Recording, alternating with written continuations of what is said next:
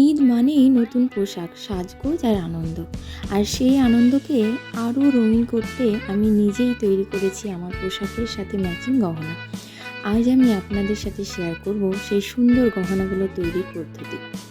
এই গহনা তৈরির জন্য আমি ব্যবহার করেছি পুঁথি, কানের দুলের হুক, সুতো ইত্যাদি। প্রথমে জামার সাথে ম্যাচ করার জন্য সাদা কাপড়টা রং করে নিয়েছি। তারপর তাতে এমব্রয়ডারি কাজ শুরু করেছি।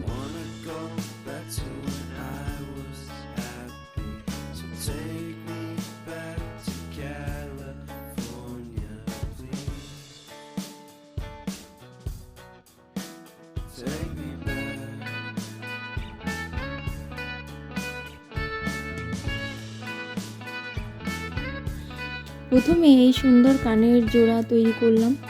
এটি আমার ঈদের পোশাকের সাথে পুরোপুরি মানানসই। এই দেখুন, বলতে বলতে সমস্ত গহনা তৈরি হয়ে গেল। দারুণ হয়েছে, তাই না? হাতে তৈরি গহনার সবচেয়ে বড় সুবিধা হলো সেটা হবে একদম ইউনিক। ভিডিওটি ভালো লাগলে লাইক, কমেন্ট আর শেয়ার করতে ভুলবেন না।